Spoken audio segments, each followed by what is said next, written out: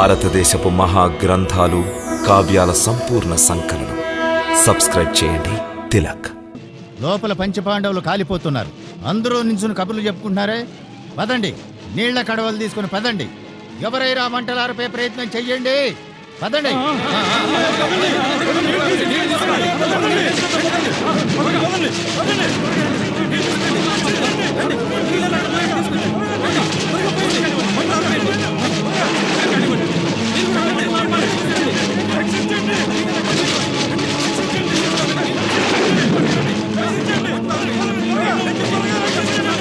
ధన్యవాదాలు ప్రభు, ధన్యవాదాలు.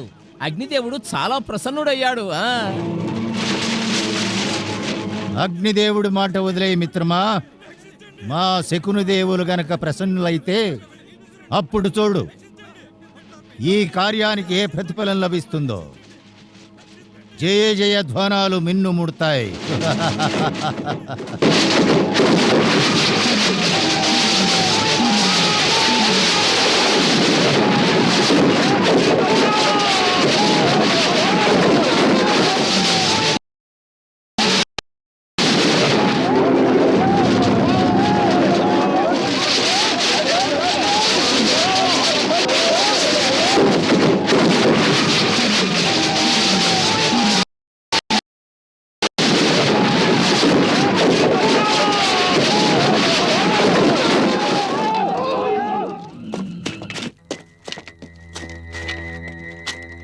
ఆవలి తీరం చేరగానే ఉత్తర దిశ వైపు వెళ్ళండి.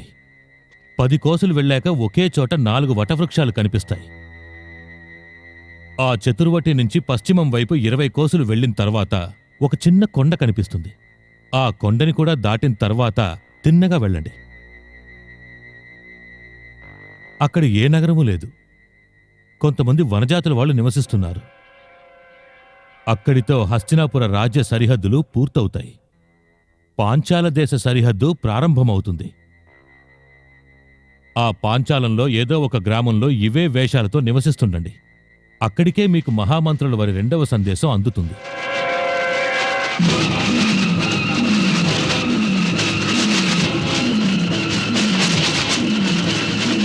చూడండి చూడండి, పాపం కుంతి ఎంత దుర్భాగ్యురాలో. తన 5 పుత్రులతో సహా అగ్నికి ఆహుతైపోయింది. పేరుకు మాత్రమే ఆవిడ మహారాణి, కానీ జీవితంలో ఆవిడ ఏం సుఖాన్ని పొందింది? నాకొకటి అర్థం కావడం లేదు.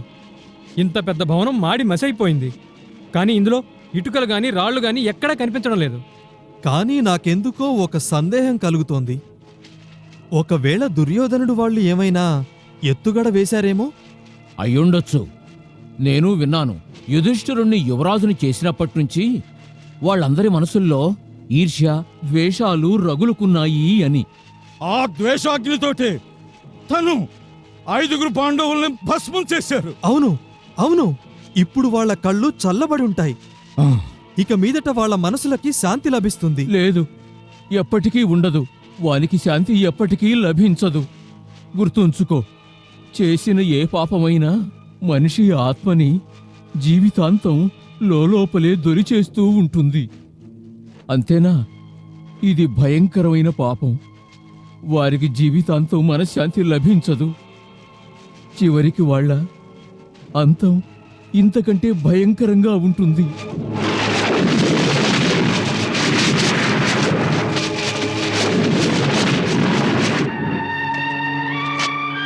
రాజమాత యువరాజుల శ్రీచరణాలకు ఈ సేవకుడి ప్రణామాలు. వజ్రదత్త, నీవు చేసిన ఈ సహాయానికి మేము సదా రుణపడి ఉంటాం. విదురుల వారికి మా ప్రణామాలు తెలియచేయి. అలాగే యువరాజా. వారితో ఈ విషయం కూడా చెప్పు. భీమార్జునుల శక్తి పైన పరిపూర్ణమైన విశ్వాసం ఉంచమను. మేమిద్దరముండగా యుధిష్ఠిరుని యువరాజాధికారాన్ని ఎవరూ చేజిక్కించుకోలేరని.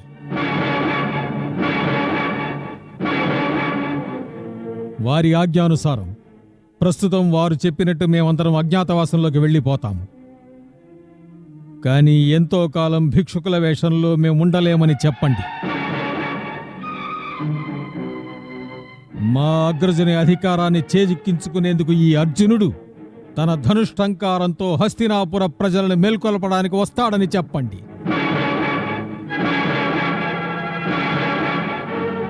అర్జున, వజ్రదత్త, ప్రభు, విదురుల వారితో నువ్వు ఈ మాటలేమీ చెప్పవద్దు. కేవలం ఒక్క మాట చెప్పండి. మా తదనంతర కర్తవ్యం గురించి వారి ఆదేశం కోసం ఎదురుచూస్తామని. భీష్మ పితామహులు, విదురుల వారు ఏమి ఆజ్ఞాపించినా దాన్ని శిరసావహించడం మా ధర్మం. మంచిది యువరాజా. పదమాత, పద అర్జున.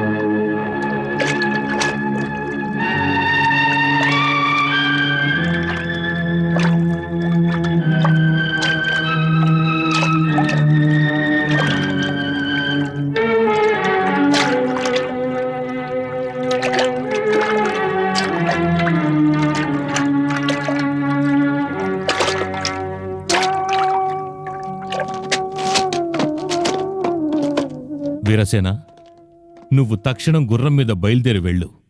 వెళ్ళి మహామంత్రుల వారికి ఈ వర్తమానాన్ని అందించు. వారి పథకం సఫలమయ్యింది.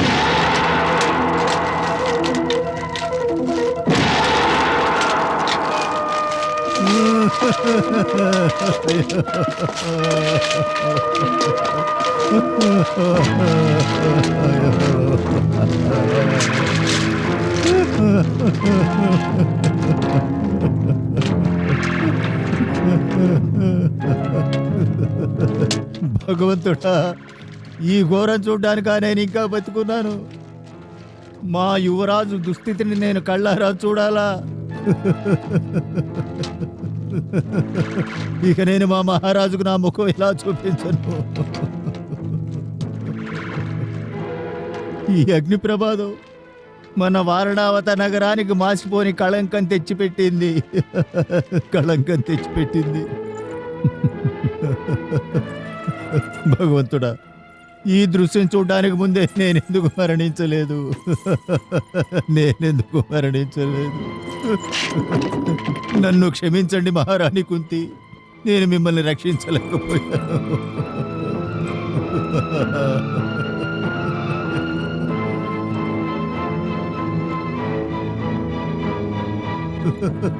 భీమా, అర్జున, భీమా, అర్జున, మీలాంటి పరాక్రమవంతులు బలవంతులు ప్రపంచంలో ఎక్కడ ఉంటారు?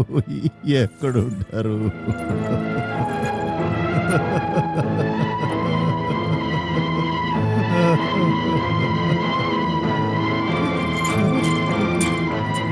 నకుల, సహదేవా,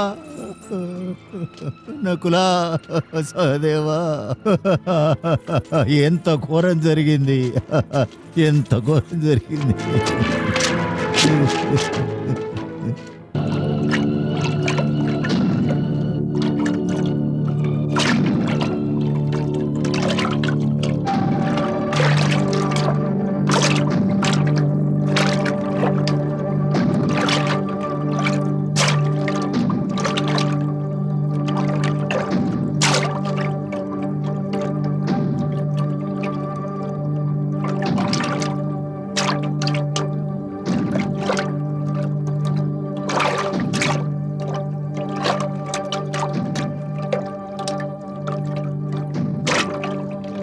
ఎంత భయంకరమైన పన్నాగం!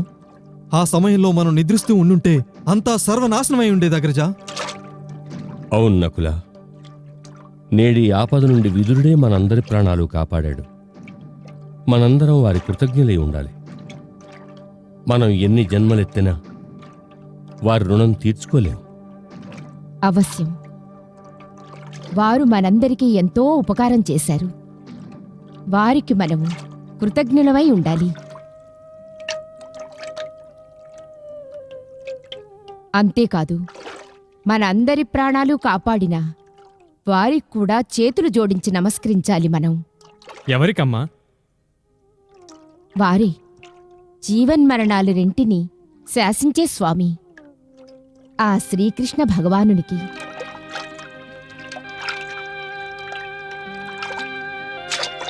హే ప్రభు, నీవు సర్వాంతర్యామివి, నీవు సర్వశక్తివంతుడవు. ఎవరైనా మిత్రులు సహాయం చెయ్యాలనుకున్నా నీ కృప లేకపోతే తను సహాయం చేయడంలో సఫలుడు కాలేడు. మా ప్రాణాల్ని రక్షించావు, మాకు మార్గాన్ని కూడా చూపించు. మేమెక్కడికి వెళ్ళాలో, ఇంకా ఎన్ని అవస్థలు పడాలో. హే జగద్రక్షక, మేము ఎక్కడ ఉన్నా, ఏ పరిస్థితుల్లో ఉన్నా ఈ దీనురాలి బిడ్డల మీద నీ కృపాదృష్టిని సారించు.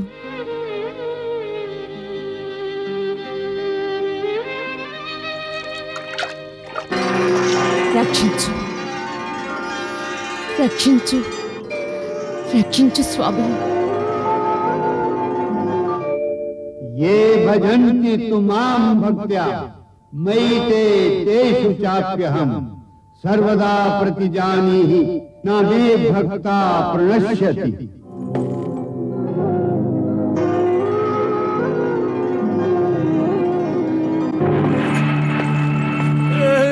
బావగారు, మనకు అన్యాయం జరిగింది బావగారు, మనకు అన్యాయం జరిగింది. అనర్థం జరిగిపోయింది బావగారు, అనర్థం జరిగిపోయింది. సోదరి కాంతాని, చాలా అన్యాయం జరిగిందమ్మా, చాలా అన్యాయం జరిగింది. బావగారు, బావగారు, నేను ఏం చెప్పను, ఎలా చెప్పను మీతోటి. బావగారు, బావగారు, ఎంత ఘోరం జరిగింది బావగారు. హస్తినాపుర భాగ్యం తారుమారైపోయింది బావగారు. మహారాజా హస్తినాపుర భాగ్యం తారుమారైంది.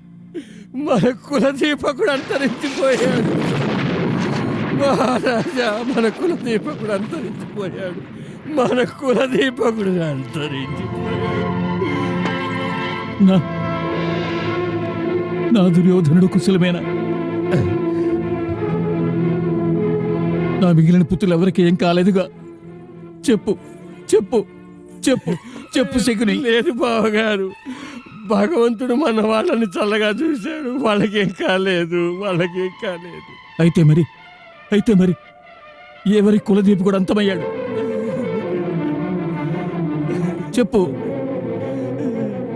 హస్తినాపుర యువరాజు బావగారు, హస్తినాపుర యువరాజు యుధిష్ఠిరుడు. యువరాజు యుధిష్ఠిరుడా?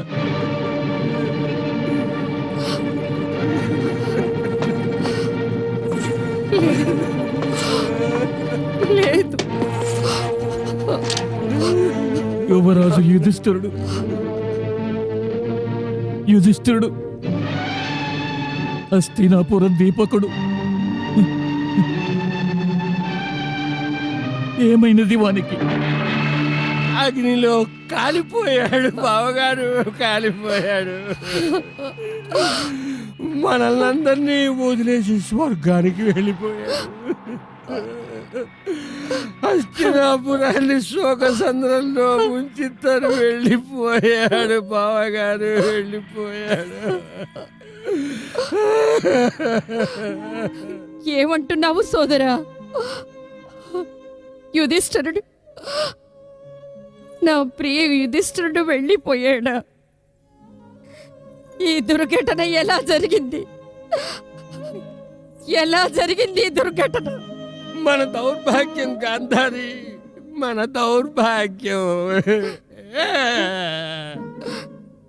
ఈ సంఘటనని కుంతి ఎలా సహిస్తుంది? ఈ వార్తని తను ఎలా జీర్ణించుకోగలదు? ఇప్పుడెక్కడుంది తను? ఇప్పుడెక్కడుంది తను? తను కూడా వాళ్ళతో పాటే పైకి వెళ్ళిపోయింది. పైకి అంటే అంటే అంటే తన పంచపుత్రులతో పాటు స్వర్గలోకానికి వెళ్ళిపోయింది. లేదు, లేదు మహారాజా. అవును, స్వర్గలోకానికి వెళ్ళిపోయింది.